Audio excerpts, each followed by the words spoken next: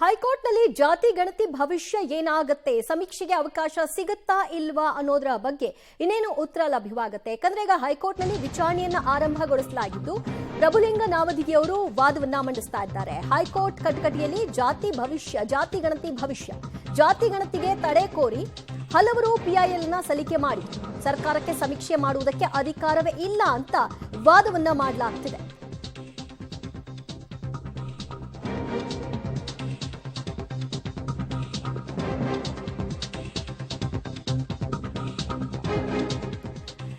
ಸರ್ಕಾರದ ಆದೇಶ ಪ್ರತಿಯನ್ನ ಕೋರ್ಟ್ ಗಮನಕ್ಕೆ ತರೋ ಮೂಲಕವಾಗಿ ರಾಜ್ಯ ಸರ್ಕಾರಕ್ಕೆ ಈ ಸಮೀಕ್ಷೆಯನ್ನ ಮಾಡಲಿಕ್ಕೆ ಯಾವುದೇ ರೀತಿಯಾದಂತಹ ಅಧಿಕಾರ ಇಲ್ಲ. ಇದು ಸಂವಿಧಾನ ವಿರುದ್ಧವಾಗಿ ತೆಗೆದುಕೊಳ್ಳುವಂತಹ ನಿರ್ಧಾರ. ಡಿಜಿಟಲ್ ದತ್ತಾಂಶ ಸಂಗ್ರಹ ಮಾಡಬೇಕಾಗಿದೆ. ಅದಕ್ಕೆ ಇವರು ಆಧಾರ್ ಕಾರ್ಡ್ ಮತ್ತು ಮೊಬೈಲ್ ಸಂಖ್ಯೆಯನ್ನ ಕಡ್ಡಾಯಗೊಳಿಸಿದ್ದಾರೆ. ಇದು ಸರಿಯಾದಂತಹ ಕ್ರಮ ಅಲ್ಲ. ಇದನ್ನ ಕಲೆಕ್ಟ್ ಮಾಡುವಂತಹ ಪವರ್ ಮತ್ತು ಇದನ್ನ ಮಾಡುವಂತಹ ಅಧಿಕಾರ ರಾಜ್ಯ ಸರ್ಕಾರಕ್ಕೆ ಇಲ್ಲ ಅಂತ ಪ್ರಭುಲಿಂಗ ನಾವದಿಗೆ ಅವರು ಅರ್ಜಿದಾರರ ಪರವಾಗಿ ವಾದವನ್ನ ಮಂಡನೆ ಮಾಡ್ತಾ ಇದ್ದಾರೆ. ಸರ್ಕಾರಕ್ಕೆ ಸಮೀಕ್ಷೆ ಮಾಡುವುದಕ್ಕೆ ಅಧಿಕಾರ ಇಲ್ಲ, ಸಂವಿಧಾನದ ಪ್ರಕಾರ ಸರ್ಕಾರಕ್ಕೆ ಈ ಅಧಿಕಾರವನ್ನ ಕೊಡಲಾಗಿಲ್ಲ. ಅರ್ಜಿದಾರರ ಪರ ಪ್ರಭುಲಿಂಗ ನಾವದಿಗೆ ಅವರು ವಾದ ಮಾಡೋ ಮೂಲಕವಾಗಿ ಹಲವಾರು ವಿಚಾರಗಳನ್ನ ಇಲ್ಲಿ ಕೋರ್ಟ್ ಗಮನಕ್ಕೆ ತರ್ತಾ ಇದ್ದಾರೆ. ಸಾಮಾಜಿಕ, ಶೈಕ್ಷಣಿಕ, ಆರ್ಥಿಕ ಸಮೀಕ್ಷೆಗೆ ಅಧಿಕಾರ ಇಲ್ಲ ಅನ್ನೋದು ಅವರ ಪ್ರಮುಖ ವಾದವಾಗಿದೆ. ಸಮೀಕ್ಷೆ ಮಾಡುವುದಿದ್ರೆ ಕೇಂದ್ರ ಸರ್ಕಾರ ಮಾಡಬೇಕು. ಕೇಂದ್ರ ಸರ್ಕಾರಕ್ಕಿರುವಂತಹ ಜವಾಬ್ದಾರಿ ಅದು.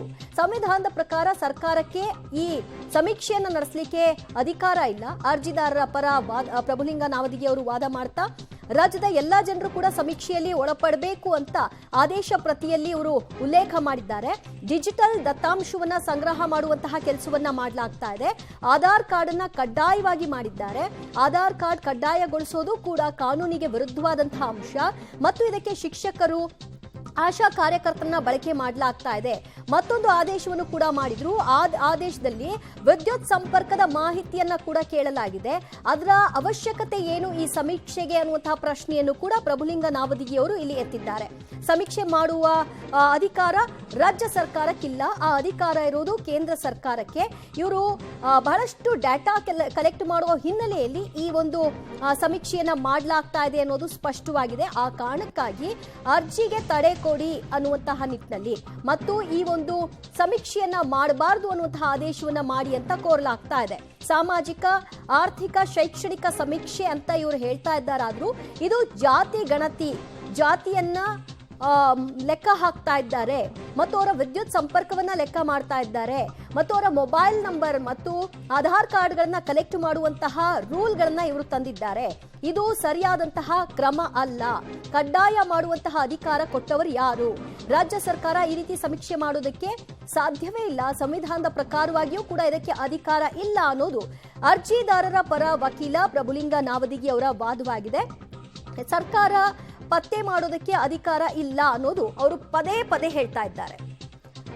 ಮತ್ತಷ್ಟು ಮಾಹಿತಿ ಪಡೆಯೋಣ ನಮ್ಮ ಪ್ರತಿನಿಧಿ ನರಸಿಂಹಮೂರ್ತಿಯಿಂದ. ನರಸಿಂಹಮೂರ್ತಿ, ಸಂವಿಧಾನದ ಪ್ರಕಾರವಾಗಿ ಸರ್ಕಾರಕ್ಕೆ ಈ ಸಮೀಕ್ಷೆ ಮಾಡಲಿಕ್ಕೆ ಅಧಿಕಾರ ಇಲ್ಲ ಅನ್ನೋದು ಪ್ರಮುಖವಾಗಿ ಪ್ರಭುಲಿಂಗ ನಾವದಿಗೆ ಅವರು ಪ್ರಶ್ನಿಸ್ತಾ ಇರುವಂತಹ ವಿಚಾರ ಮತ್ತು ಕೆಲವೊಂದು ಅಂಶಗಳನ್ನು ಇಲ್ಲಿ ಯಾವ ರೀತಿಯಾಗಿ ಲೋಪಗಳಿದೆ ಈ ಸಮೀಕ್ಷೆಯಲ್ಲಿ ಅನ್ನೋದನ್ನ ಎತ್ತಿ ಹಿಡಿತಾ ಇದ್ದಾರೆ.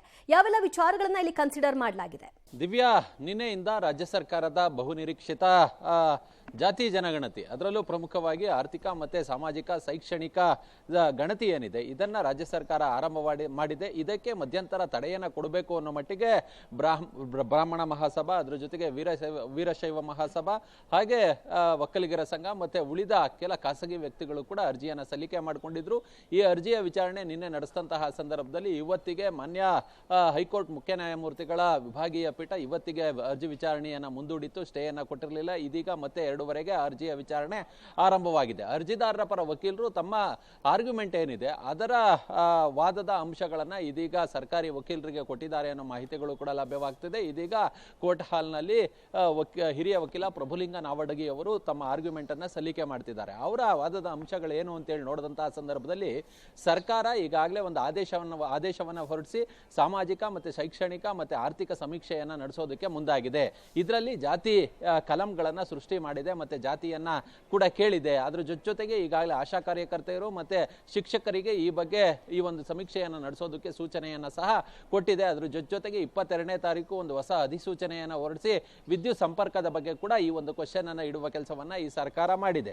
ಇದರಲ್ಲಿ ಪ್ರಮುಖ ವಿಚಾರ ಏನಂತ ಹೇಳಿದ್ರೆ, ಸರ್ಕಾರಕ್ಕೆ, ಅದರಲ್ಲೂ ರಾಜ್ಯ ಸರ್ಕಾರಕ್ಕೆ ಜಾತಿ ಗಣತಿಯನ್ನ ನಡೆಸೋದಕ್ಕೆ ಅಧಿಕಾರ ಇಲ್ಲ ಅನ್ನೋ ಮಟ್ಟಿಗೆ ಇದೀಗ ಅಭಿಪ್ರಾಯವನ್ನ ಪಡ್ತಿದ್ದಾರೆ. ಸಂವಿಧಾನದ ವಿಧಿ 342A ಏನಿದೆ ಅದರ ಬಗ್ಗೆ ನೀವು ಒಂದು ಸ್ವಲ್ಪ ಗಮನವನ್ನ ಹರಿಸಬೇಕು. ಅದಕ್ಕೆ ಅಮೆಂಡ್ಮೆಂಟ್ ಅಂದ್ರೆ ಸಂವಿಧಾನದ 105ನೇ ತಿದ್ದುಪಡಿ ಮುಖಾಂತರ ಈ ಒಂದು ವಿಧಿಗೆ ತಿದ್ದುಪಡಿಯನ್ನ ಮಾಡಲಾಗಿದೆ. ಆ ತಿದ್ದುಪಡಿಯ ಆಧಾರದ ಮೇಲೆ ರಾಜ್ಯ ಸರ್ಕಾರಕ್ಕೆ ಯಾವುದೇ ಜಾತಿ ಜನಗಣತಿಯನ್ನ ಮಾಡೋದಕ್ಕೆ ಅಧಿಕಾರ ಇಲ್ಲ. ಅದಕ್ಕೆ ಅಧಿಕಾರ ಇರೋದು ಕೇಂದ್ರ ಸರ್ಕಾರಕ್ಕೆ ಮಾತ್ರ.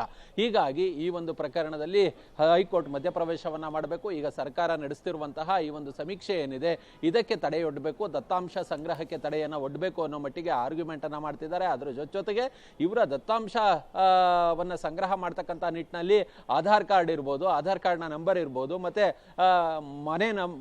ಆಧಾರ್ ಕಾರ್ಡ್ ಜೊತೆಗೆ ಮೊಬೈಲ್ ನಂಬರ್ ಇರ್ಬೋದು, ಇವೆಲ್ಲವನ್ನ ಕೂಡ ಸಂಗ್ರಹ ಮಾಡುವ ಕೆಲಸವನ್ನ ಮಾಡ್ತಿದ್ದಾರೆ. ಇವೆಲ್ಲವೂ ಕೂಡ ಕಾನೂನು ಬಾಹಿರ. ಅದಕ್ಕೆ ಸಂಗ್ರಹ ಮಾಡೋದಕ್ಕೆ ರಾಜ್ಯ ಸರ್ಕಾರಕ್ಕೆ ಅವಕಾಶ ಇಲ್ಲ, ಅಧಿಕಾರ ಇಲ್ಲ ಅನ್ನೋ ಮಟ್ಟಿಗೆ ಇದೀಗ ಪ್ರಭುಲಿಂಗ ನಾವಡಗಿ ಅವರು ತಮ್ಮ ಆರ್ಗ್ಯುಮೆಂಟ್ ಅನ್ನ ಮುಂದುವರಿಸ್ತಿರೋದು. ನಿನ್ನೆ ಸರ್ಕಾರದ ಪರ ವಕೀಲರು ವಾದ ಮಾಡುವಂತಹ ಸಂದರ್ಭದಲ್ಲಿ ಸರ್ಕಾರಕ್ಕೆ ಇದರ ಅಧಿಕಾರ ಇದೆ, ಇದು ಮೇನ್ಲಿ ಜಾತಿ ಗಣತಿಯಲ್ಲ, ಆರ್ಥಿಕ, ಶೈಕ್ಷಣಿಕ, ಸಾಮಾಜಿಕ ಸ್ಥಿತಿಗತಿಗಳನ್ನು ಅರಿಯುವಂತಹ ಒಂದು ಪ್ರಯತ್ನ ಅಷ್ಟೇ, ಇದಕ್ಕೆ ರಾಜ್ಯ ಸರ್ಕಾರಕ್ಕೆ ಅಧಿಕಾರ ಇದೆ ಅಂತ ಒಂದು ಸಂವಿಧಾನದ ಕಾಲಂನಲ್ಲಿ ಏನಿದೆ ಅನ್ನೋದನ್ನು ಕೂಡ ಉಲ್ಲೇಖ ಮಾಡ್ತಾರೆ. ಸೊ ಇಲ್ಲಿ ಇದೇ ವಿಷಯವಾಗಿ ಇವರು ಕೋರ್ಟ್ ಮಾಡ್ತಾ ಇದ್ದಾರೆ. ದಿವ್ಯಾ, ನಿನ್ನೆ ಅಭಿಷೇಕ್ ಮನು ಸಿಂಘ್ವಿ ಅವರನ್ನ ಸರ್ಕಾರ ಎಂಗೇಜ್ ಮಾಡುವ ಕೆಲಸವನ್ನ ಮಾಡಿತ್ತು. ಹೀಗಾಗಿ ಸರ್ಕಾರದ ಪರ ಸುಪ್ರೀಂ ಕೋರ್ಟ್ನ ಹಿರಿಯ ವಕೀಲ ಅಭಿಷೇಕ್ ಮನು ಸಿಂಘ್ವಿ ಅಟೆಂಡ್ ಆಗಿದ್ರು. ಅವರು ಹೈಕೋರ್ಟ್ನಲ್ಲಿ ತಮ್ಮ ವಾದ ಮಂಡನೆಯನ್ನ ಮಾಡಿದ್ರು. ಯಾವುದೇ ಕಾರಣಕ್ಕೂ ಈ ಒಂದು ಸರ್ಕಾರದ ಶೈಕ್ಷಣಿಕ ಮತ್ತೆ ಸಾಮಾಜಿಕ ಗಣತಿ ಏನಿದೆ ಇದಕ್ಕೆ ನೀವು ತಡೆಯನ್ನ ಕೊಡಬಾರದು, ವಿಚಾರಣೆಯನ್ನ ಬೇಕಾದ್ರೆ ನಾಳೆ ಮುಂದುವರಿಸಿಕೊಳ್ಳಿ, ಅದಕ್ಕೆ ಅಭ್ಯಂತರ ಇಲ್ಲ. ಯಾಕಂತ ಹೇಳಿದ್ರೆ ಈಗಾಗಲೇ ಈ ಒಂದು ಸಮೀಕ್ಷೆಗಾಗಿ, ದತ್ತಾಂಶ ಸಂಗ್ರಹಕ್ಕಾಗಿ ಸುಮಾರು 420 ಕೋಟಿಯನ್ನ ಸರ್ಕಾರ ವೆಚ್ಚ ಮಾಡೋದಕ್ಕೆ ಮುಂದಾಗಿದೆ. ಅದ್ರ ಜೊತೆಗೆ ಈಗಾಗಲೇ ಶಿಕ್ಷಕರಿರ್ಬೋದು, ಆಶಾ ಕಾರ್ಯಕರ್ತರನ್ನ ನಿಯೋಜನೆ ಮಾಡುವ ಕೆಲಸವನ್ನ ಕೂಡ ಮಾಡಲಾಗಿದೆ. ಇಲ್ಲಿ ನಾವು ಜಾತಿ ಜನಗಣತಿಯನ್ನ ಮಾಡ್ತಿಲ್ಲ, ನಾವು ಮಾಡ್ತಿರುವಂತಹದ್ದು ದತ್ತಾಂಶ ಸಂಗ್ರಹಣೆ. ಅಂದ್ರೆ ಸಾಮಾಜಿಕವಾಗಿ, ಆರ್ಥಿಕವಾಗಿ ಜನರ ಜೀವನ ಮಟ್ಟ ಹೇಗಿದೆ, ಅವರ ಪರಿಸ್ಥಿತಿ ಸುಧಾರಿಸಿದ್ಯಾ ಅನ್ನೋದ್ರ ಬಗ್ಗೆ ನಾವು ಒಂದಷ್ಟು ದತ್ತಾಂಶವನ್ನ ಸಂಗ್ರಹ ಮಾಡ್ತಿದ್ದೀವಿ. ಇದರಿಂದ ಮುಂದೆ ಯೋಜನೆಗಳನ್ನ ಜಾರಿ ಮಾಡೋದ್ರಲ್ಲಿ ಮತ್ತೆ ಅವರಿಗೆ ಪರಿಹಾರಗಳನ್ನ ಕೊಡೋದ್ರಲ್ಲಿ ಇರ್ಬೋದು, ಅಥವಾ ಬೇರೆ ಬೇರೆ ಸರ್ಕಾರದ ವಿವಿಧ ಯೋಜನೆಗಳು ಆ ಫಲಾನುಭವಿಗಳಿಗೆ ತಲುಪೋದಕ್ಕಿರ್ಬೋದು, ಇದೆಲ್ಲದಕ್ಕೂ ಕೂಡ ಸಹಾಯವಾಗುತ್ತೆ. ಹೀಗಾಗಿಯೇ ನಾವು ಈ ಒಂದು ದತ್ತಾಂಶ ಸಂಗ್ರಹವನ್ನ ಮಾಡ್ತಿದ್ದೇವೆ ಹೊರತು ಜಾತಿ ಜನಗಣತಿಯನ್ನ ಮಾಡ್ತಿಲ್ಲ ಅನ್ನೋ ಮಟ್ಟಿಗೆ ಅಭಿಷೇಕ್ ಮನು ಸಿಂಘ್ವಿ ಆರ್ಗ್ಯುಮೆಂಟ್ ಅನ್ನ ಮಾಡುವ ಕೆಲಸವನ್ನ ಮಾಡಿದ್ರು. ಅದರ ಜೊತೆಗೆ ಈ ಹಿಂದೆ ಇಂದಿರಾ ಎನ್ನುವ ಒಂದು ಪ್ರಕರಣದಲ್ಲಿ ಒಂದು ಕೇಸ್ ಲಾವನ್ನ ಉಲ್ಲೇಖ ಮಾಡಿದ್ರು. ಆ ಒಂದು ಪ್ರಕರಣದಲ್ಲಿ ರಾಜ್ಯ ಸರ್ಕಾರಕ್ಕೆ ಈ ಒಂದು ದತ್ತಾಂಶ ಸಂಗ್ರಹಕ್ಕೆ ಅಧಿಕಾರ ಇದೆ ಅಂತೇಳಿ ಸುಪ್ರೀಂ ಕೋರ್ಟ್ ತೀರ್ಪನ್ನ ಕೊಟ್ಟಿತ್ತು. ಹೀಗಾಗಿ ನೀವು ಎಲ್ಲೂ ಕೂಡ ತಡೆಯನ್ನ ಕೊಡಬಾರದು ಅನ್ನೋ ಮಟ್ಟಿಗೆ ಅಭಿಷೇಕ್ ಮನು ಸಿಂಘ್ವಿ ಅವರು ಮನವಿಯನ್ನ ಮಾಡಿಕೊಂಡಿದ್ರು. ಹೀಗಾಗಿ ಅವರ ಆರ್ಗ್ಯುಮೆಂಟ್ ನ ಬಳಿಕ ಇದೀಗ ಮತ್ತೆ ಅರ್ಜಿದಾರರ ಪರ ವಕೀಲರು ಇವತ್ತು ತಮ್ಮ ಆರ್ಗ್ಯುಮೆಂಟ್ ಅನ್ನ ಮುಂದುವರಿಸ್ತಿದ್ದಾರೆ, ಕಂಟಿನ್ಯೂ ಮಾಡ್ತಿದ್ದಾರೆ. ಪ್ರಮುಖ ವಿಚಾರ ಏನಂತ ಹೇಳಿದ್ರೆ, ಇದೀಗ ಜಾತಿ ಜನಗಣತಿ ನಿನ್ನೆಯಿಂದ ಆರಂಭವಾಗಿದೆ. ಅಕ್ಟೋಬರ್ 6ನೇ ತಾರೀಕಿನವರೆಗೂ ಈ ಜಾತಿ ಜನಗಣತಿ ಆರಂಭವಾಗುತ್ತೆ. ಇಷ್ಟು ಶಾರ್ಟ್ ಪೀರಿಯಡ್ ನಲ್ಲಿ ಈ ಒಂದು ಗಣತಿಯನ್ನ ನಡೆಸೋದಕ್ಕೆ ಅಸಾಧ್ಯ. ಅದ್ರ ಜೊತೆಗೆ ಇಲ್ಲಿ ಯಾರನ್ನ ನಿಯೋಜನೆ ಮಾಡಲಾಗಿರುವಂತಹ ಶಿಕ್ಷಕರಿರ್ಬೋದು, ಅದ್ರ ಜೊತೆಗೆ ಆಶಾ ಕಾರ್ಯಕರ್ತೆಯರಿರ್ಬೋದು, ಇವರಿಗೆ ಟ್ರೈನಿಂಗ್ ಅನ್ನ ಸರಿಯಾಗಿ ಕೊಟ್ಟಿಲ್ಲ. ಹೀಗಾಗಿ ಇದೊಂದು ರೀತಿ ಅಸ್ಪಷ್ಟವಾಗುತ್ತೆ, ಮತ್ತೆ ತೆಗೆದುಕೊಳ್ತಕ್ಕಂಥ ಮಾಹಿತಿಗಳಲ್ಲಿ ಗೊಂದಲ ಇದೆ.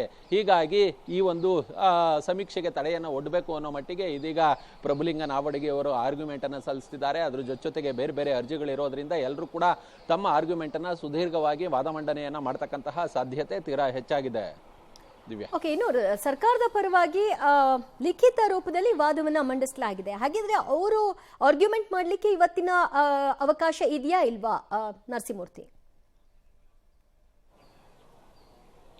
ದಿವ್ಯಾ, ನಿನ್ನೆ ಅಭಿಷೇಕ್ ಮನು ಸಿಂಘ್ವಿ ಅವರು ಆರ್ಗ್ಯುಮೆಂಟ್ ಅನ್ನ ಮಾಡಿದಂತಹ ಸಂದರ್ಭದಲ್ಲಿ ನಿನ್ನೆ ಯಾರು ಅರ್ಜಿದಾರರ ಪರ ವಕೀಲರಿದ್ರಲ್ಲ, ಅದು ಪ್ರಭುಲಿಂಗ ನಾವಡಗಿ ಅವರು ಇರ್ಬೋದು, ಹಾಗೆ ಈ ಬ್ರಾಹ್ಮಣ ಮಹಾಸಭಾ ಇರ್ಬೋದು, ಅದ್ರ ಜೊತೆಗೆ ವಿವೇಕ್ ಸುಬ್ಬಾರೆಡ್ಡಿ ಅವರು, ಹೀಗೆ ಸುಮಾರು ಜನ ತಮ್ಮ ಆರ್ಗ್ಯುಮೆಂಟ್ ಅನ್ನ ಸಲ್ಲಿಕೆ ಮಾಡೋದಕ್ಕೆ ಮುಂದಾಗಿದ್ರು. ಈ ಸಂದರ್ಭದಲ್ಲಿ ಎಷ್ಟು ಸಮಯ ನೀವು ಈ ಒಂದು ಆರ್ಗ್ಯುಮೆಂಟ್ ಅನ್ನ ಮಾಡಬಹುದು, ಲಿಖಿತ ರೂಪವಾಗಿ ತಮ್ಮ ಆರ್ಗ್ಯುಮೆಂಟ್ ಅನ್ನ ಸಲ್ಲಿಸಿ ಅನ್ನೋ ಮಟ್ಟಿಗೆ ಹೈಕೋರ್ಟ್ ಅಭಿಪ್ರಾಯವನ್ನ ಪಟ್ಟಿತ್ತು, ಮುಖ್ಯ ನ್ಯಾಯಮೂರ್ತಿಗಳು ಅಭಿಪ್ರಾಯವನ್ನ ಪಟ್ಟಿದ್ರು. ಹೀಗಾಗಿಯೇ ಇವತ್ತು ಅರ್ಜಿ ಅರ್ಜಿದಾರರ ಪರ ವಕೀಲರು ತಮ್ಮ ವಾದದ ಸಾರಾಂಶ ಏನು, ಆ ವಾದದ ತಿರುಳೇನು ಅದನ್ನ ಹೈಕೋರ್ಟ್ಗೆ ಲಿಖಿತವಾಗೂ ಕೂಡ ಕೊಟ್ಟಿದ್ದಾರೆ ಅನ್ನೋ ಮಾಹಿತಿಗಳು ಲಭ್ಯವಾಗ್ತಿದೆ. ಹೀಗಾಗಿ ಅದರ ಒಂದು ಕಾಪಿಯನ್ನ ಸರ್ಕಾರಿ ವಕೀಲರು ಯಾರಿರ್ತಾರೆ ಅಂಥವ್ರಿಗೆ ಸಹ ಸಲ್ಲಿಕೆ ಮಾಡುವ ಕೆಲಸವನ್ನ ಮಾಡಲಾಗಿದೆ. ಹೀಗಾಗಿ ಅದರ ಆಧಾರದ ಮೇಲೆ ಮತ್ತೆ ಈಗೇನು ಅರ್ಜಿದಾರರ ಪರ ವಕೀಲರು ಆರ್ಗ್ಯುಮೆಂಟ್ ಅನ್ನು ಸಲ್ಲಿಸ್ತಾರೋ, ಆರ್ಗ್ಯುಮೆಂಟ್ ಮಾಡಿದ ಮುಗಿದ ಬಳಿಕ ಈಗಾಗಲೇ ಏನು ಲಿಖಿತವಾಗಿ ಕೊಟ್ಟಂತಹ ಉತ್ತರಗಳೇನಿದೆಯೋ ಅದನ್ನ ಪರಿಶೀಲನೆಯನ್ನ ಮಾಡಿದಂತಹ ಬಳಿಕ ಮತ್ತೆ ಸರ್ಕಾರಿ ಪರ ವಕೀಲರು ಅಭಿಷೇಕ್ ಮನು ಸಿಂಘ್ವಿ ಅವರು ಇರ್ಬೋದು ಅಥವಾ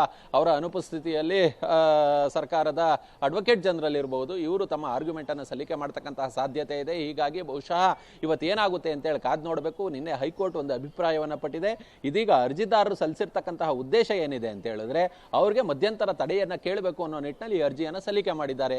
ನಿನ್ನೆ ಸರ್ಕಾರ ಈಗಾಗಲೇ ಗಣತಿಯನ್ನ ಆರಂಭ ಮಾಡಿರೋದ್ರಿಂದ ಅವರ ಅರ್ಜಿ ಏನಿದೆ ಅದಕ್ಕೆ ಅರ್ಥ ಬರೋದಿಲ್ಲ. ಹೀಗಾಗಿ ಆದಷ್ಟು ಬೇಗ ಅರ್ಜಿಯನ್ನ ಮುಗಿಸಬೇಕು ಅನ್ನೋ ನಿಟ್ಟಿನಲ್ಲಿ ಇವರು ಮನವಿಯನ್ನ ಸಲ್ಲಿಕೆ ಮಾಡಿರೋದು. ಬಹುತೇಕ ಇವತ್ತು ತೀರ್ಪು ಹೊರ ಬಂದರೂ ಕೂಡ ಆಶ್ಚರ್ಯ ಇಲ್ಲ. ಒಂದು ತಡೆ ಬರಬಹುದು, ಇಲ್ಲ ಸರ್ಕಾರ ಮಾಡ್ತಿರತಕ್ಕಂತಹ ಸಮೀಕ್ಷೆ ಏನಿದೆ ಅದು ಮುಂದುವರಿಲಿ ಅನ್ನೋ ಮಟ್ಟಿಗೆ ಆದೇಶ ಹೊರ ಬಂದರೂ ಕೂಡ ಆಶ್ಚರ್ಯ ಇಲ್ಲ. ಓಕೆ, ಥ್ಯಾಂಕ್ ಯು ನರಸಿಂಹಮೂರ್ತಿ ನಿಮ್ಮೆಲ್ಲ ಮಾಹಿತಿಗೆ. ಪ್ರತಿಯೊಬ್ಬರು ಅರ್ಜಿಯನ್ನ ಹಾಕೊಂಡಿದ್ದಾರೆ. ಎಲ್ಲರ ವಕೀಲರ ವಾದವನ್ನು ಕೂಡ ನ್ಯಾಯಾಲಯ ಆಲಿಸ್ತಾ ಇದೆ. ಇದೀಗ ಪ್ರಭುಲಿಂಗ ನಾವದಿಗಿ ಅವರು ತಮ್ಮ ವಾದವನ್ನ ಮುಕ್ತಾಯಗೊಳಿಸಿದ್ದಾರೆ. 105ನೇ ತಿದ್ದುಪಡಿಯಲ್ಲಿ ಏನಿದೆ ಅನ್ನೋದರ ಬಗ್ಗೆ ಅವರು ಕೋರ್ಟ್ ಗಮನಕ್ಕೆ ತಂದಿದ್ದಾರೆ. ಸಾಮಾಜಿಕ, ಶೈಕ್ಷಣಿಕ, ಆರ್ಥಿಕ ಸಮೀಕ್ಷೆಯನ್ನ ಮಾಡಲಿಕ್ಕೆ ರಾಜ್ಯ ಸರ್ಕಾರಕ್ಕೆ ಅಧಿಕಾರ ಇಲ್ಲ ಅನ್ನೋದನ್ನ ಹೇಳಿದ್ದಾರೆ.